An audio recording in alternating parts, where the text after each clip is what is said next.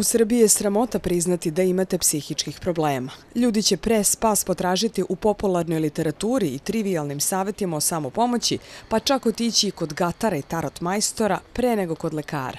Meni, na primjer, kad se pokvari auto, ja imam svog automehaničara kod koga ću otići da popravim auto. Mislim da ukoliko imamo neku tegobu na našoj duši, trebamo otići kod stručnjaka za dušu i u jednu duševnu bolnicu ili kod psihoterapeuta. Na zapadu je odlazak kod psihoterapeuta najnormalnija stvar.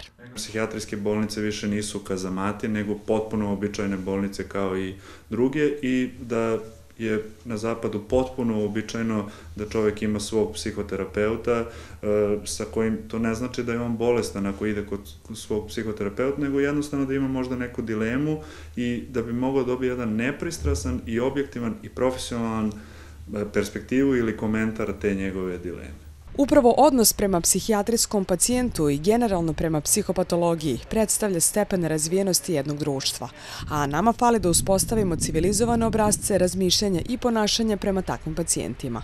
Roditelji, kada prvi put kod nas bude primljen mlad, na primjer muškarac ili devojka, uvek najpre pomisle da je ona možda narkoman ili je pod uticajem nekih supstanci i nekako kao da ne dožive olakšanje kada saznaju da je to možda psihička bolest, kao da bi više voljeli da to dete bude narkoman. Ovaj stručnjak kaže da je problematično što postoji reklamiranje kvazi načina lečenja sa čudotvornim lekovima za sidu, karcinome pa i psihoze i da bi društvo moralo da se pozabavi tim crnim tržištem ljudske nade.